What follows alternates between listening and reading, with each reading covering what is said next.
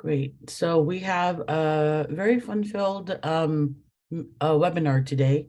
I'm going to go back and share my screen. Let's see. Let's see.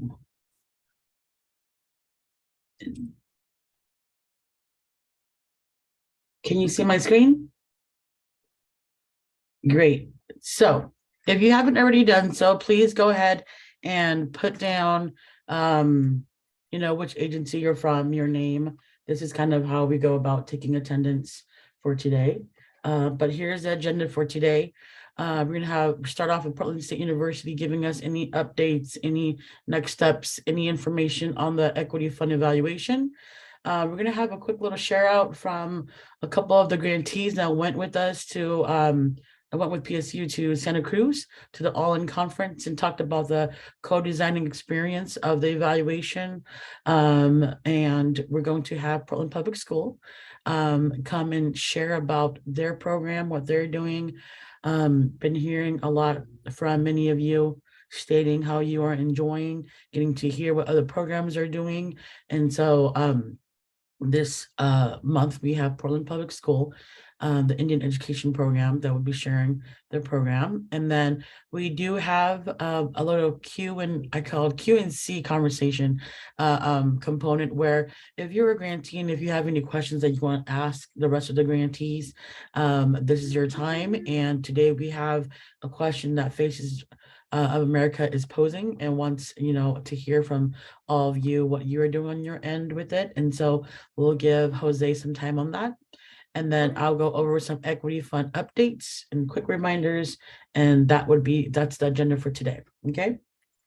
So like I said, if you haven't already done so, please put in your name, which agency you're from, and we'll go from there. So next on the agenda is Portland State University. I'm going to give it away, stop sharing, and see if Lorelei and Beth or Alexis or Amber has anything. We do. Thank you, Kimberly. And no slides today, just a quick update on our co-design process. So I think the last time that we visited with all of you, we had talked about the draft tools and invited your feedback on the draft tools. So thank you to everybody who provided feedback. We're in the process right now of incorporating that feedback and not finalizing the tools because we're a long way away from finalizing, but getting them ready to roll out in January for the pilot testing process.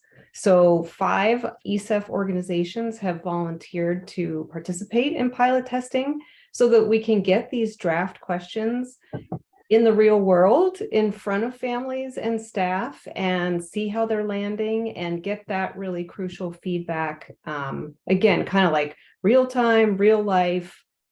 Do these tools work? What changes do we need to make? What do people like about the tools? What do they not like? And also, how might the tools be customized for each community? So we're going to be gathering that feedback from January through March and then working to incorporate a whole new round of revisions to the questions. And then we'll bring it back to this full group again so that you all can take a look and do your own review for a second time and share it back with your organizations, likewise, to do another round of review. So there's still lots and lots of time if you haven't had a chance to take a look yet to offer that feedbacks, and which we all welcome. So please do follow up with us. And if you have any questions or prefer to have just a conversation, we've got like this whole Google folder set up for folks, but I know that doesn't necessarily work for everybody.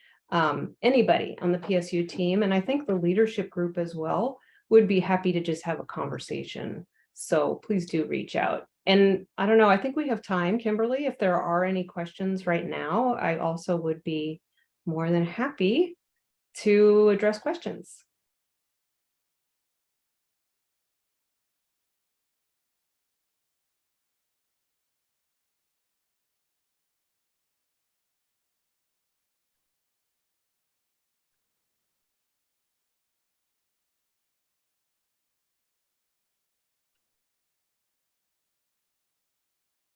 Seems like maybe not now. So I would love to hand it over to the ELG folks who came to the All In conference.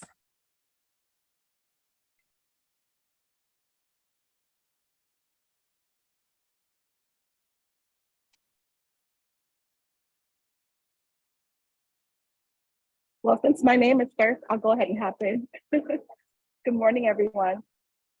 Well, first of all, I just want to say that this team rocks. We really represented Oregon well, from ECEF to Portland State to all of the nonprofits that we were there representing, all 25 of us. And so just the power of relationship, our collective impact, and just showing up and sharing what we're doing was very powerful. I think for me, it was very, to see what other organizations and institutions are doing across the country was affirming. And also there's both like room for us to go even deeper in this process. And also like, we're not doing too bad. You know, we can flex a little bit. But just proud that we got to really talk about the impact of being able to, our belonging. For me, I talked a lot about also both the gift and the risk of being a marginal part of a marginalized community, and you know, trusting again, where our communities have been poked so many times with evaluations and yeah, just the institutional racism and trauma that our folks are going through. And so we're very selective in how we build relationship, and we chose well this time. And so it was just, we're very proud to represent. I'll save some for Valerie and Patricia, but I'll stop right there. Thank you, Veline. Hi, everyone. Good morning. This is Patricia Alvarado. I am the Director of Education Programs at Adelante Mujeres, one of the organizations that is being funded through the Early Childhood Equity Fund. And I was very blessed and privileged to be part of this wonderful team. And same as Veline, I think we represented Oregon very well.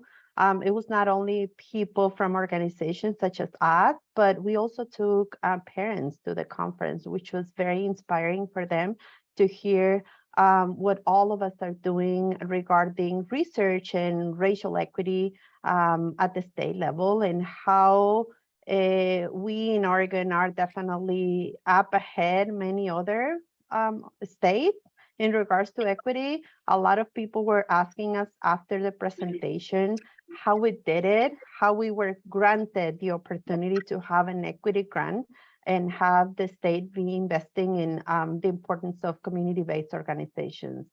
Same as Veline, I was inspired to see that we're on the right track, and we're very fortunate to have gained the privilege of having this funding opportunity that is definitely affecting our organizations, the work that we're doing in our historically underserved communities, and to be able to represent in a conference where people from all over the country are sharing their practices. We were able to learn about new practices that other programs are providing, not only to their staff, but also to the communities that they're serving.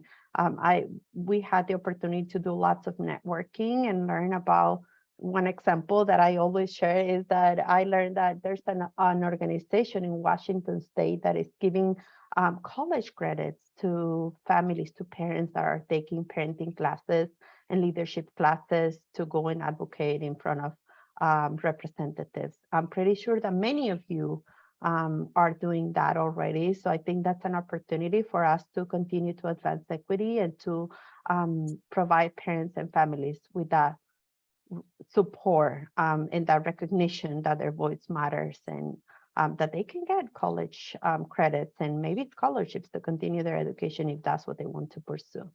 I want to thank Lorelai and Kimberly and everyone that was able to make this possible, because as I said, it was not only us, people from community-based organizations, but also parents going and attending and listening to these inspiring stories and workshops and opportunities during the All In conference. And I'll stop with that. And I don't know if Valerie is here.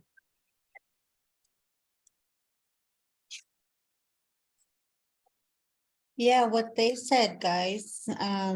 It was wonderful. Got to be with a lot of people from not only community-based organizations, but with the university. But what was really inspiring to me was the youth and how they were able to advocate and how much strength they had in their voices. And it was really wonderful and amazing to see and to think about our own kids and how they might be, how they can do that one day.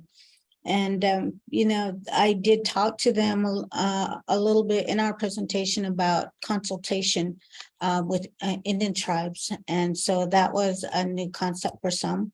And so that, afterwards, I had a few people come up and ask me about consultation with tribes because, we all know that we're sitting on indigenous lands.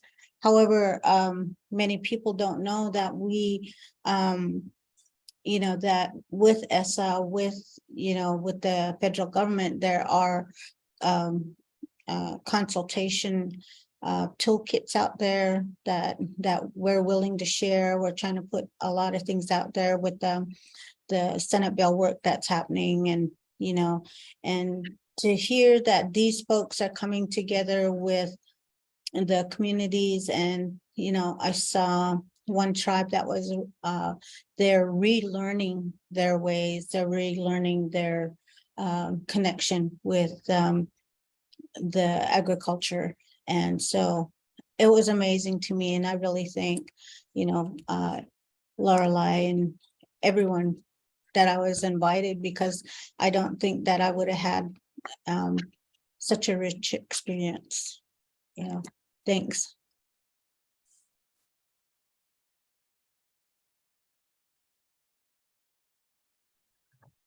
Yeah, thank you. Thank you for, Villain, Patty, Valerie, for kind of sharing just how it went. I would say for me, having been there, I mean, the audience was primarily higher institutions with researchers. And I will say I had a lot of questions that were asked on how we even were able to start this.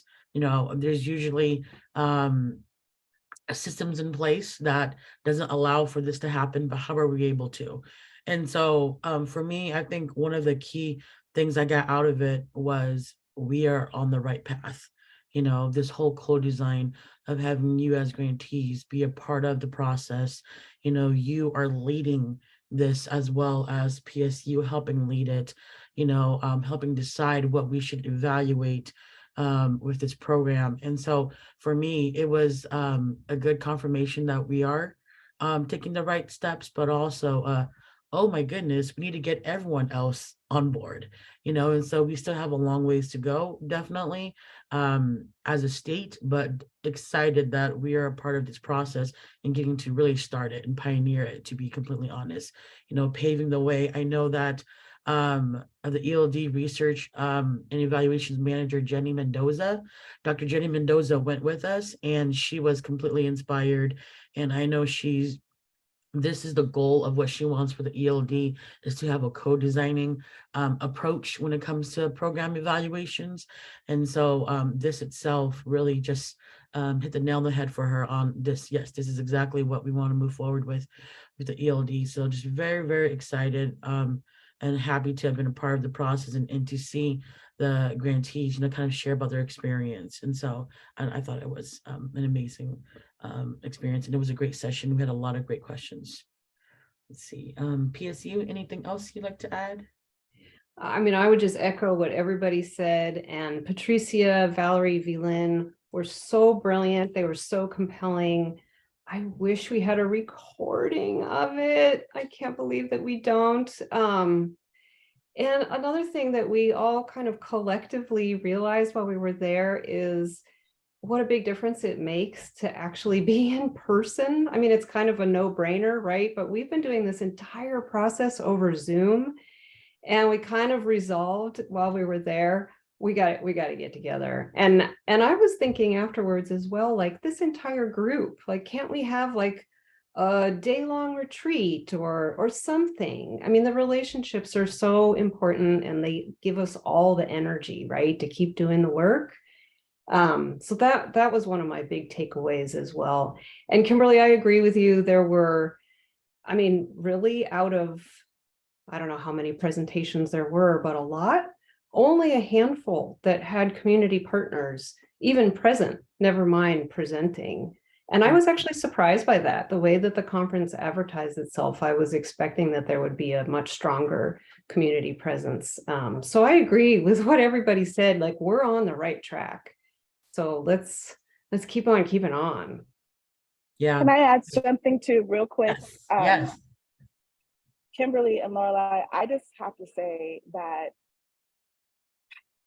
I don't know, I'm just gonna call it not having to leverage in this space the impact of all the things that organizations, folks of color have to navigate. To have fierce leaders like you, Kimberly, Lorelai, I'm getting a little emotional about it because the part of it has to do so much with gatekeeping and the risk that you took and the push and all the behind the scenes things that have happened to make this happen and to allow us to be able to show in the space, come in the space fully. And so I just want to say that like we really have fierce champions ahead of us, and that's part of the recipe. This didn't just happen. Folks were woke, we're pushing, we're vulnerable, and for our collective here too, like we need to lean in and trust each other. You know, that was one of the things that Patricia and Valerie and I, just being in the same space with one another, was just fortifying. And we are all moving towards this collectively, but we need to be in a relationship too, and to really kind of open up and be our whole selves, continue to be our whole selves in this space. So thank you again. I just had to say that. Thank you, Velan. You know, I've been thinking a lot about this whole process of the evaluation and how it is really unique. But I feel like there's a key person that we are missing that I think the ELG knows who she is. And I think I know you all know who she is, but the majority that are not in the ELG I might not know who she is, but Dr. Jenny Mendoza has been completely instrumental in getting leadership and helping me really get the executive team to understand and push for this whole co-design. And so I think what I'm going to do is, I know what I'm going to do is I'm going to ask for her to be present at one of our upcoming webinars. So you guys will, you all will get to meet who she is, because she has been, I say to everybody at the ELD, she has been the backbone of this evaluation. And so thank you, Velan, for your words. I definitely feel like we are missing a huge component to the evaluation process, a huge person. And so I will have her introduce herself at the next upcoming webinars. Okay, let's see, moving forward, let's see. Sunshine, are you here? Let's see. Yes. Okay. Yay. I see you. So next is the time for the grantee to kind of share about their program. And so as we all heard about South Lane School District last month, you know, this month we're going to hear about Pearland Public Schools and their Indian education program. And so thank you for sharing and taking the time today, Sunshine. The floor is yours. Thank you. My name is Sunshine Guzman. I work for Portland Public Schools Indian Education Department. And I just put it together a quick PowerPoint of images of some of the things that we have done previously from last year, some from this year, and a few that are up and coming. But I've always wondered what other programs are doing. And so I just kind of wanted to throw out some of the things that we have done with ECF, and hopefully we can make some connections, because I know we all have different ideas and thoughts and how we present and what we're doing.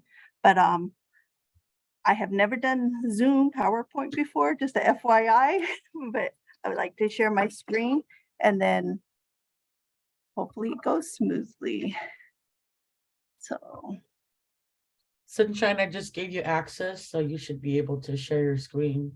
Okay, I'm trying to, and let's see, oh my goodness. So my whole laptop just rebooted itself on me right before, so it's looking like it's not bringing it up.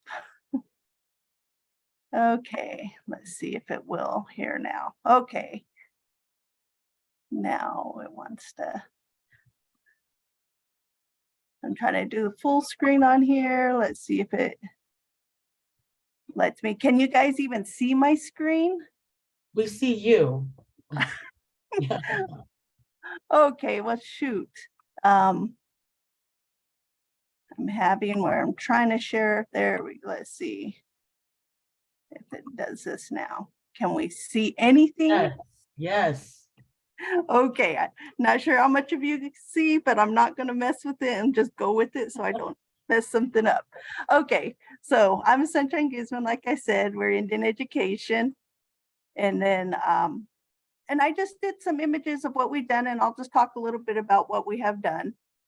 And so, okay, so we actually have 2 classrooms that we work with. We have our Native Montessori that is housed at Fabian School, which is pre-K through kindergarten now. And then we have our Native classroom, which is held at Applegate Head Start, which is our pre-K classrooms. So these are predominantly the 2 classrooms that we have worked with. Okay, and then this is our parent-child interaction and our parent education. So we tap into both of these by doing contracts with our parents, take-home activities, books. This year we have started what I'm calling a cultural night. And then we have an All About Me book that we have created. And I'll talk a little bit more about these, but I'm just kind of touching on the sections that we do. Oh, whoops, it totally skipped a page on me. Parent child. Okay, here we go. All right. And then for tribal language preservation and revitalization in kindergarten transition, I do a lot of tribal language books. I'm always searching for good books from different tribes and different tribal people that include the language that are at our kids' level.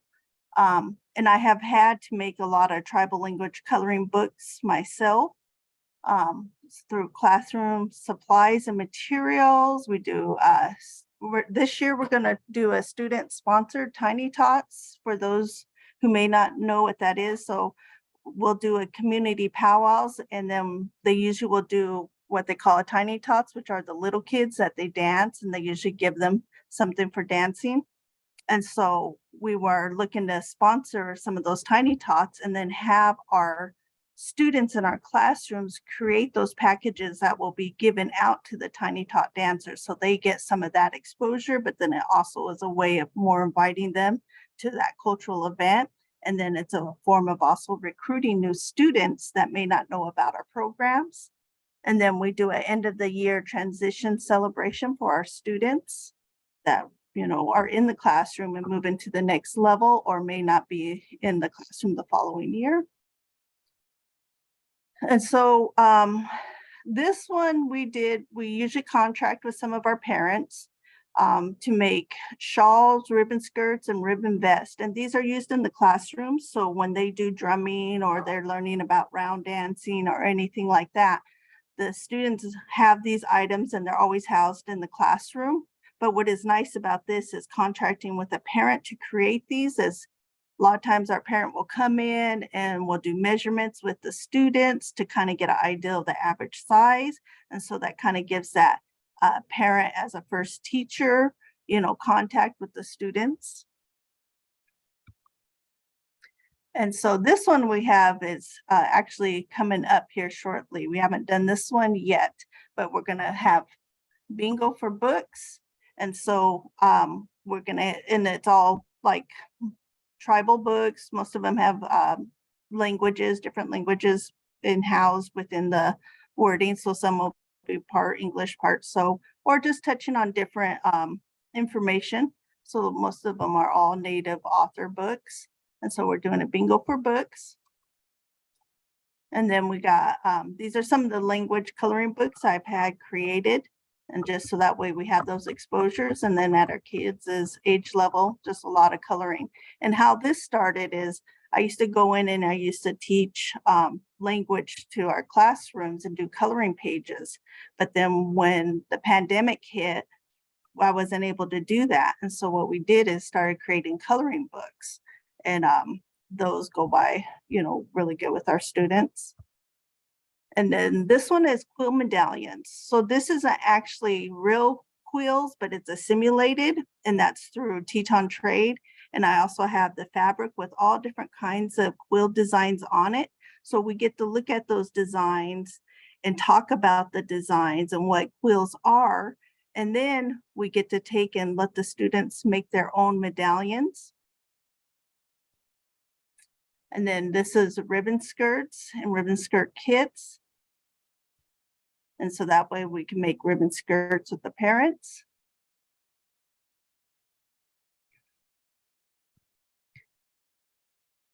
Okay, and this one is cradle boards. So I have a few doll size cradle boards, but I actually bring in some of my own cradle boards, and we talk about the different styles of cradle boards. And then this is actually a book right here, and it's a picture book, and it's a cradle boards and different styles of cradle boards, but it also talks about like the expressions the kids in the cradle boards are making. So that's a book that we send home.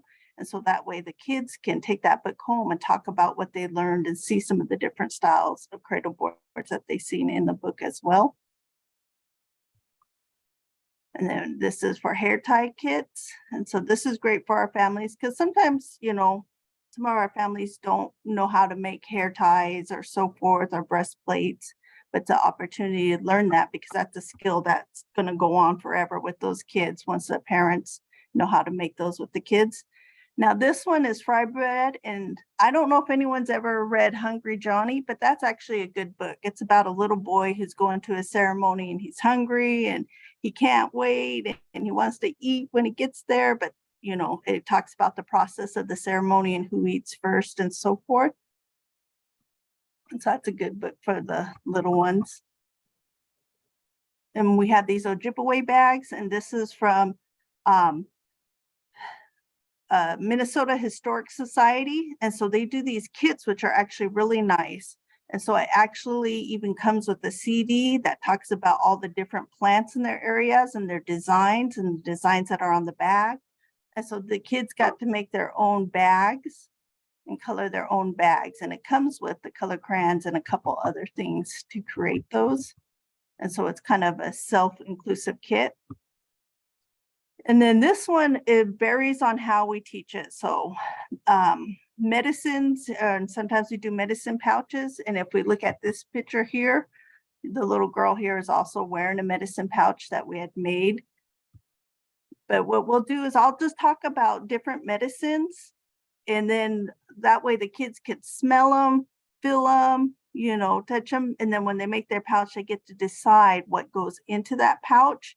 And because the little ones are small, I just do a circular pouch. And so we're just stringing the thread through so they don't have to sew. So no needles. And then we also have this Tranquility, which is from Backyard Safari, which has a lot of the medicines that we talk about within this kit. And so they get to take this home, and this is a self-encased kit where they have everything to grow what they need inside the home.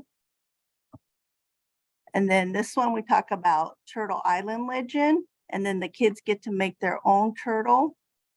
And I actually just did this activity yesterday in one of our classrooms.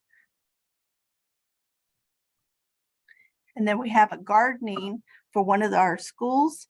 And so the kids got to create this garden, and this is actually their classroom windows back here. And so they get to watch their garden as it's growing throughout last year and then this year. And this one is All About Me book. And so what I did is I just created a small book that the parents and the children get to work with together that talks about like who named them, what their name may be, if they have a nickname, about family members, just real simple. So it's that interaction between the parent and the child. And that's it. I hope you guys may have learned a little bit more about our program through this. Thanks for sharing, Sunshine. And I don't know about you all, but pictures say so much to me. So thank you for having that and sharing that. Does anyone have any questions? Anything, any comments?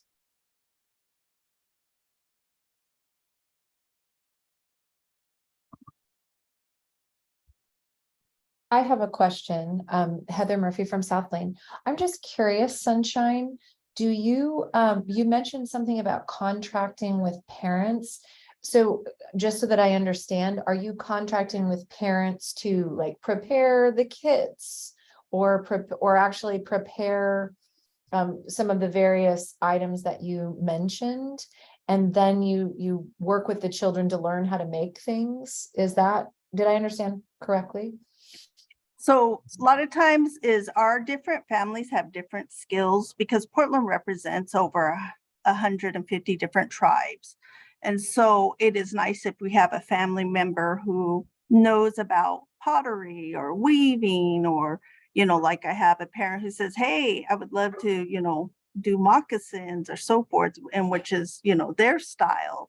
And so it's actually using the parents as a first teachers. And because the kids see each other's parents more than they see me. And so it's, nice to have those parents come in and be able to teach something from their tribe or their knowledge to the students. So when I say contract, that's what I mean is contracting for them to, teach something educational and cultural to our students. And so. Thank you. That's fantastic. Thank you.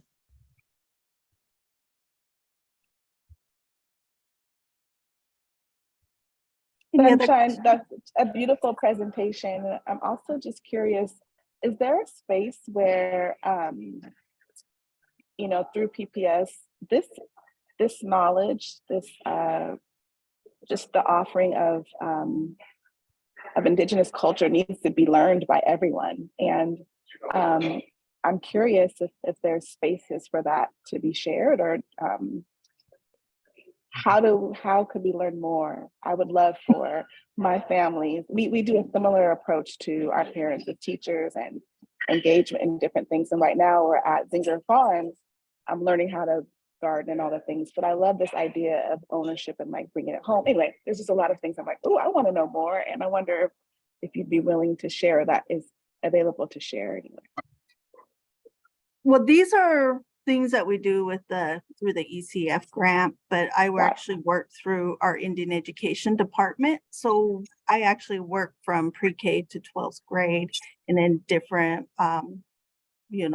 levels of, depending on what it is. So we do work with all of PPS school district.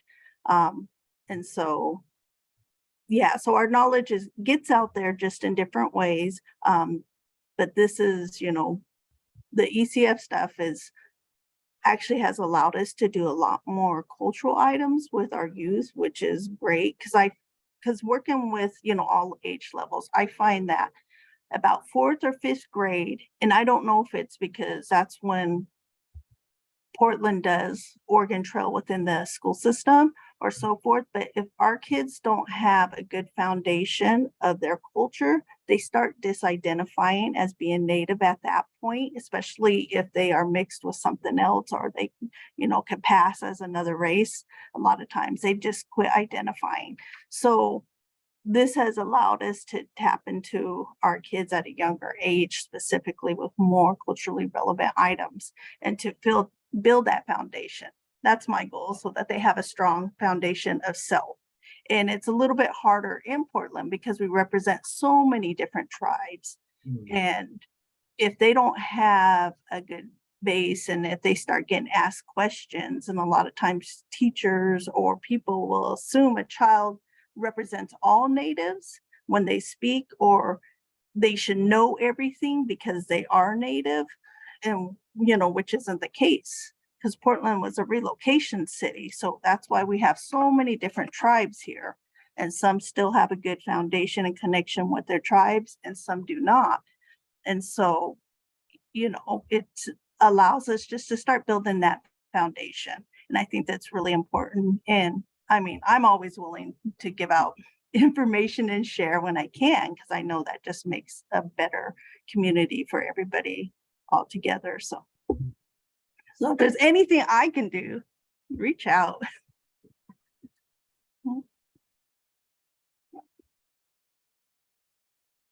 Any other questions?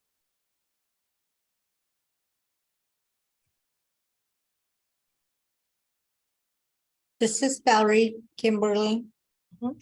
I just wanted to share out that, following up with Baylen's question, that the Oregon Senate Bill 13 Tribal History, Shared History has, resources on there as well.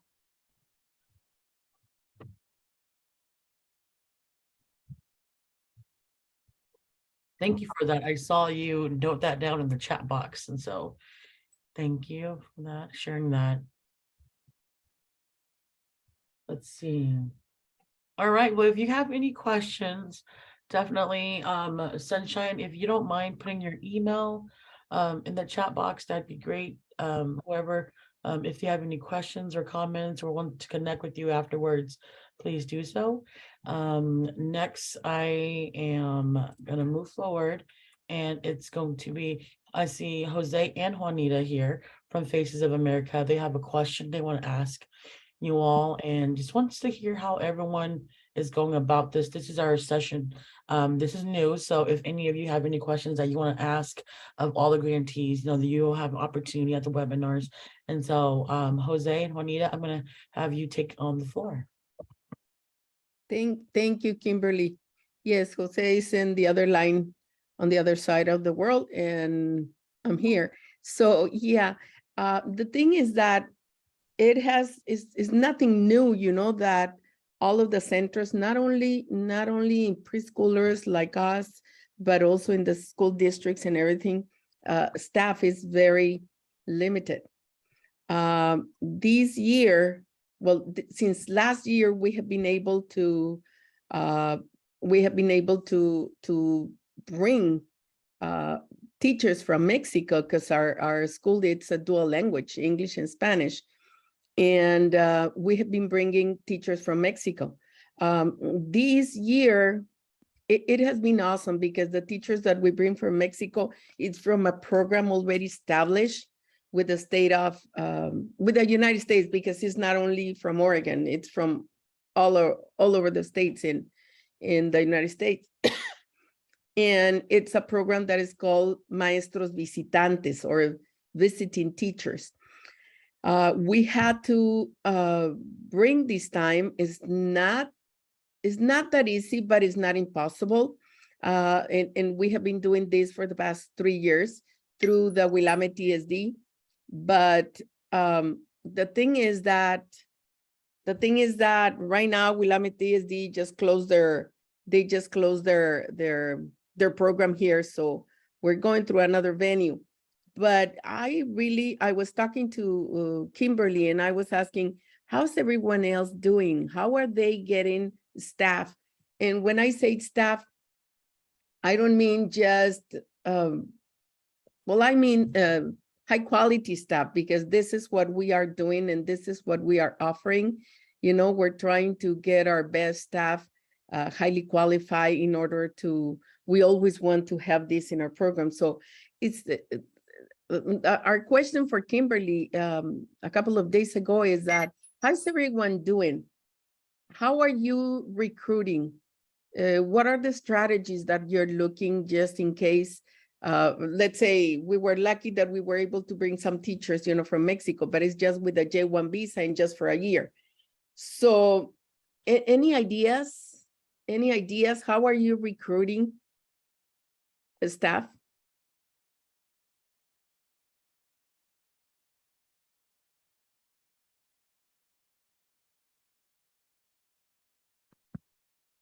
Nobody? We're doing a lot of, in South Lane, we are hiring as much from within as we can. So the families that we know and/or have established relationships with, we're looking there. We're also setting up our career technical strands at our high school to be open and encouraging to our bilingual, bicultural students, like our early childhood education strand, our teacher education strand. So we're really thinking like long-term, we have significant needs with a growing population here, and especially with our Guatemalan population where the languages are not written languages. And so we need, very specific, and we do have a mom speaking interpreter that graduated from our high school. And within 6 months, we hired her and began training her as an interpreter. So there's some kind of long game thinking there.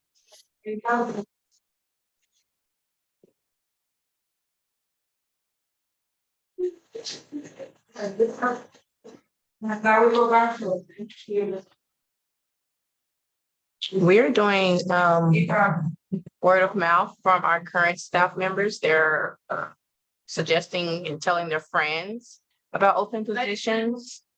And also anytime I see, like if I'm out and about in the community, if I see someone that I identify as, I give them a card and let them know what I do and just leave it at that. Yes, but what are the requirements? Because we are not recruiting assistants, we are recruiting teachers.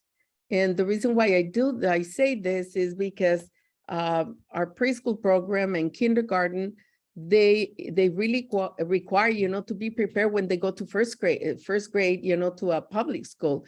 So we are not recruiting aides, we are recruiting teachers. So the good thing is that these, we were doing it through the Willamette TSD, and I just received communication yesterday from the other company, but it stayed in Washington, DC. So apparently they are planning to house us, because we still have the rest of the year, and that way we can continue doing that. It's a little bit expensive, but we know that we have teachers, and when I say teachers, is because I know that we can recruit, aides, but the thing is that what our programs requires are really licensed teachers, why? Because we have also kindergarten, and that is why right now we have enough for this year. But we were just wondering, and we were talking to Kimberly, how are they, getting staff and qualified staff? So I don't know if the people that you are contracting are they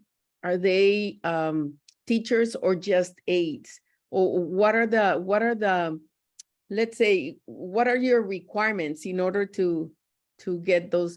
Because yes, we're going to be able to bring a couple more teachers from Mexico, but that is not the thing, because this is a dual language. And what we do, we have a native English speaker and a native Spanish speaker in the classroom. I have always 2 teachers in the classroom.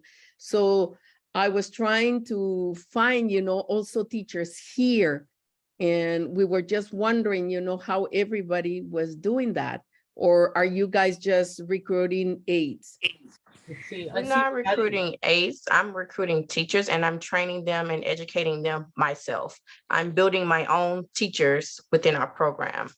It's very expensive, but as you've said, especially for African American, we're 3% of the community. So you only can imagine how difficult it is to even find a Black person that wants to work in childcare or preschool, and then to put on top of that to be a step 8 or step 9 or step 10 is little to none, very few. It's almost impossible. So to be able to provide that to our families, I've had to literally get brand new people and train them over the summer, do a lot of training, and invest a lot in professional development to get them to teacher status. We're building them from the ground up in our program. And that's something that we do at FACES, because I'm a master trainer and we take all summer, to train those. But sometimes is not enough in order to get them to a step where they're supposed to be.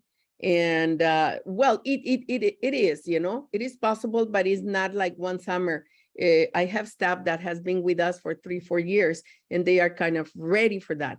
but you know that we're always getting more and more students, and we're always requiring more and more teachers. So we were wondering about that. I see Thank- Patricia had her hand raised. Did you have something to say, Patricia? Yes, I was gonna share, Juanita, that it's definitely as Ms. Sakia shared, it's investing and believing in the people in your community. It's going out and letting people, parents know, and it's investing on their education.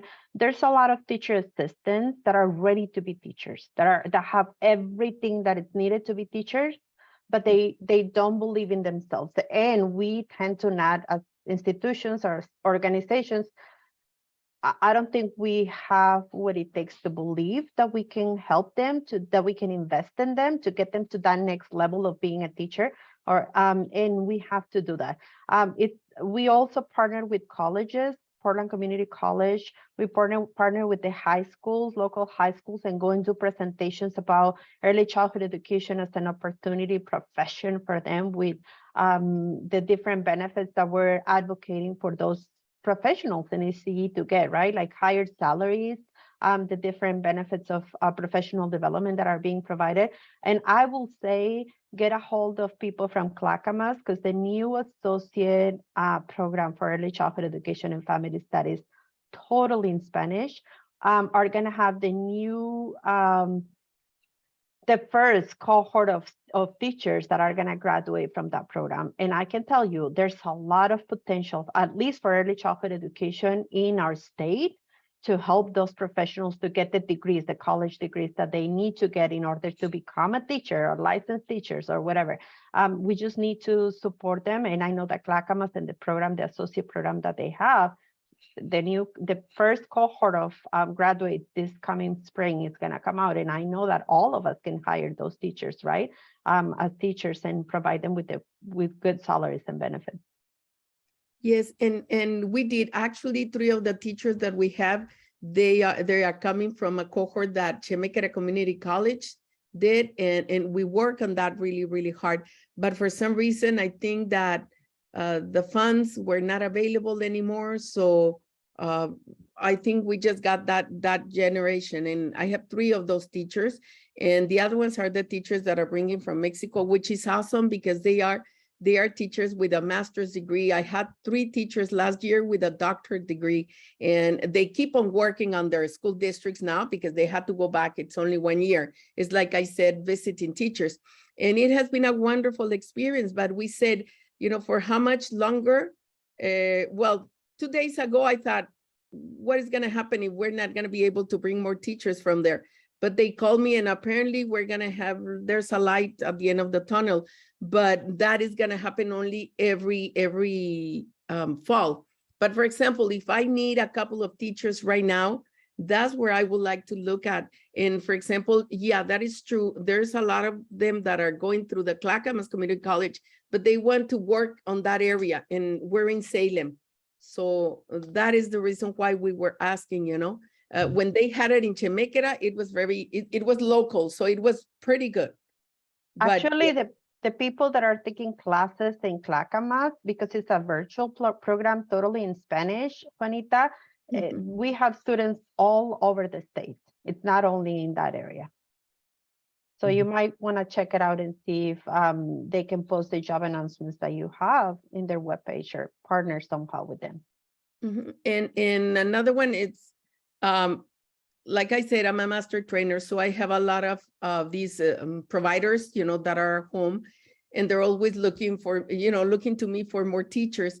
And that is the reason why I was really trying to, you know, find strategies or, you know, because I once worked with Western Oregon, and yeah, we got a couple of them, but they're already working, but it's all over Salem that they are in great need of these teachers. So it's do you know, Patricia, do you know where I can contact in Clackamas Community College just to at least get some contacts, you know, because I have 3 centers here in Salem, 1 in Springfield, that they are really in a great need of teachers. So I will post the name of the person that you can Perfect. contact from Clackamas. Thank you so much, Patricia. I really appreciate that. Okay, so let's do this. So this conversation can continue. We have, whoever wants to stay afterwards and kind of share what you do on your end with Juanita and Jose. We have that extra 15 minutes that's set aside for equity fund grantees to connect with. And so take this time to kind of think about it. If you have anything to share with Juanita, we'll continue that because I'm looking at time and I want to get to the next component as well. And so we'll save it for that, okay? And so I'm going to go back and share my screen. I'm going to go over some, obviously quick updates, obviously amendments are finally in. We have 5 amendments that are not currently executed. So if you are one of those grantees that have not signed it and sent it back to us, definitely let us know. And send it back to us, because the sooner you can send it to us, the sooner we can actually have them put funds into your eGIMS account. Equity fund grant manager status. So we were really looking forward to the 2 that we that came out as the finalist. To be completely transparent with you, it did not work out. One took a job somewhere else, and then one didn't work. And so we are reopening that position. And for me to be completely honest with you, I do not want to rush in finding someone just to find someone. I want to make sure we find the right person to be working with me and with you all. And so just letting you all know that position will be reopened. And so we will not have a grant manager right now. We still have access to Teresa for now. Another reminder is no December webinar. And then the next component that I want to talk to is TNTA fund. If you have read the grant manual, it talks about technical assistant funding, right? And I've had many individuals that has asked, where is this TA fund? Like, what is this? Like, when will we get access? So here's a little update on it. So many people have a tendency of we all know what TNTA is, training and technical assistant, right? I mean, this is, I'm not going to read this slide for you, but obviously, it's information that's going to help, your organization grow and change for the better, right? And so it's any assistance, any training that you'd like, but just a heads up is obviously not all forms of TNTA are eligible, but the component behind this is in this grid, you'll see, for example, there's a component here where TNTA requests, for example, if you are wanting to do access TNTA funds for marketing and outreach, this is an example of what is not allowable, and this is an example of what is not allowable. Obviously, if you're doing marketing and outreach, if you want to hire a consultant to design a brochure for you and give it to you, you're just hiring someone to do the job for you. That's not a TNTA. But if you want to hire someone to develop an ongoing organizational marketing plan, then yes, you can definitely hire someone. Okay. And so that this, I'll have a bigger grid, a bigger chart that gives you examples of what is allowable and what's not allowable. Obviously, it could be one target subject, but it depends on how you're asking to use the funds. Okay. And so here's the general information. We have 230,000 per biennium. As we all know, we are in the last year of the biennium. That being said, how are we going to access these funds, right? So I worked behind this, behind the screens, been working with procurement, been working with Teresa, and said, how can we get these funds out the door? How can we give you access to TNTA funds? So it originally started, hey, let's have a third-party person, where you would request, they would say, yay, they'd give you the money. Well, our current leadership was like, why are we doing that? If we have the funds, why don't we just do it? I'm like, yeah, like, why are we making this harder? We need to be smarter about this. And so what we're going to currently do is I'm in the works of procurement right now on amending your current contract, your agreement, and adding this additional TNTA fund. What would happen is, with this TNTA, you would request it, and and you would get to choose who it is you want to work with, which organization, which institution, which provider you'd like to choose, because we don't want to tell you who to choose. Like, you know who will work for you, will work for your agency. And so what would happen is you would request it. There would be a request form, and the request form would simply say, Kimberly, we want to do this. This is the reason why. This is what we hope to achieve from it. And then I would say approved, or more questions, I needed more clarity. And so once it's approved, you could just access it by pulling it from your EGMS. And so it would be a part of your current funding already. And that's the way in which, one, I can track it to find out what everyone's doing with their TA funds, and I know what you all are doing. And secondly, you will know if you have any questions, Kimberly, how much do we have left? And we can move forward with you accessing the funds more easily. That being said, as you can see here, there's a grant range. It just depends on which tier you fall on. And the tier is based on how many families you're serving. Okay. And so if you are serving 1 to 50 children and families, you're given a certain amount. If you're serving 51 to 222, a certain amount. If you're given 300, if you're serving 300 plus, you're given a certain amount that would be amended in your current grant.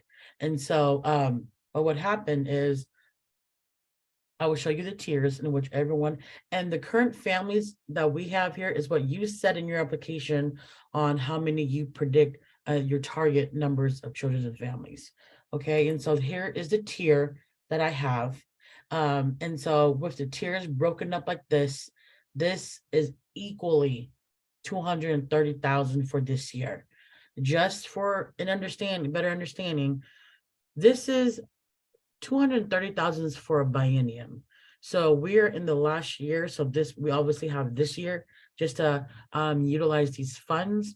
But obviously, if next year we would have 230,000 again for the new biennium, and that would be a distribution within 2 years. So you could choose to, complete use the funds in the first year, the second year, divvy it up. That would be based on you, because you would be requesting it, and I would say approved or not approved. Okay. And so depending on which tier you're on, this shows you the formula in which we got to 230,000. So it would be out the door by the end of this program year.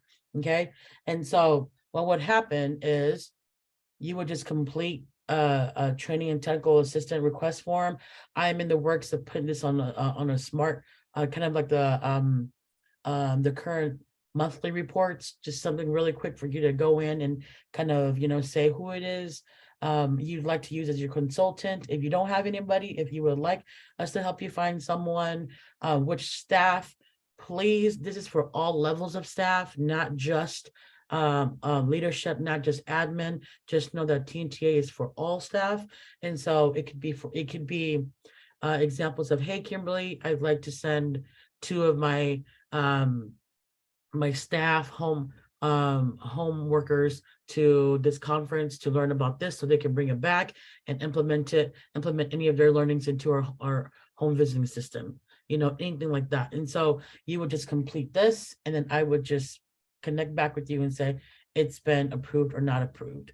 And so that is our future upcoming TNTA funds that would be added into your current amendments, grant amendments, agreements. And so that's how we're going to move forward with it for this year. And so any questions? I know that was a lot of information thrown to you about TNTA, but I did want to say that if you look at the funding, the goal of the equity fund is to really support grassroots, nonprofit, culture-specific organization, culture-specific early learning programs, regardless of which agency you're from, really get to provide these services to your communities. With that being said, that's the reason why we have things kind of divvied up the way they are, just so that we're truly helping the agencies that are needed. If you look at tier 1, a lot of the tier 1 grantees were also planning grantees that transitioned to program grants. And so we want to make sure the funding is there and present and equitable for all, but also for access. And so that's how we're going to move forward with the TNTA fund that would be added into your agreement. So any questions on this right now?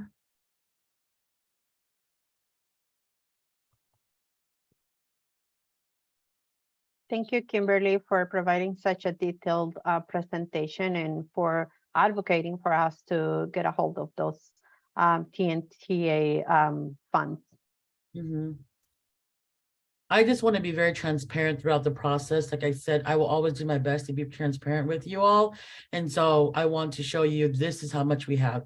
This is the math. This is how we got to it. So you all know, and we all know, how the formula was and how it's all divided up. And so that's what will happen. Like I said, it is right now in the procurement process right now.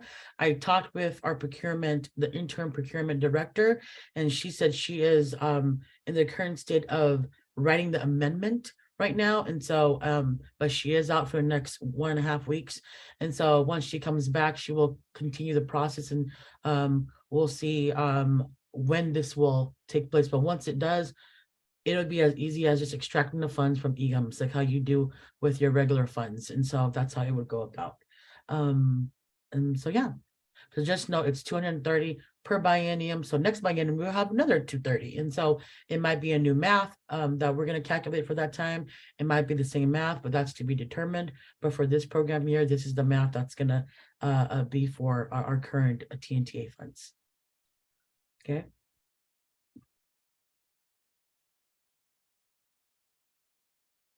All right. Well, if there's no questions, like I said, you can always reach out to me if you have questions, if you're thinking about it later on and you want to connect with me on it. Just some quick reminders before we head out. Program service delivery calendars, I need them. Some agreements were finally executed. And so please just know there's 30 days afterwards that I would need executed agreements. And so there's about 7 that are missing. Submit your October monthly reports. And we have a new staff orientation that will be happening November 14th. And a quick reminder, remember, no December webinar, okay? Other than that, I won't see you all unless I have a check-in with you until next year. Crazy. But in between, we can email each other. If you miss me, you just want to chat for a coffee chat, always open for that as well. But definitely, if you have not done so, please put your name, your agency in the chat. That's how we're doing attendance. But other than that, this is all for today. And so if you have any questions, feel free to just shoot me an email, okay? And if anyone wants to stay after and connect with Jose and Juanita on finding staff, finding teachers, definitely stay on so you can share that information. Thank you everyone for attending. Thank you, Thank you so Kimberly. much, Kimberly. Thank you. And Thank yes, you. I will share the grant manager job posting with everyone again. Yes, yes, please. Thank you so much.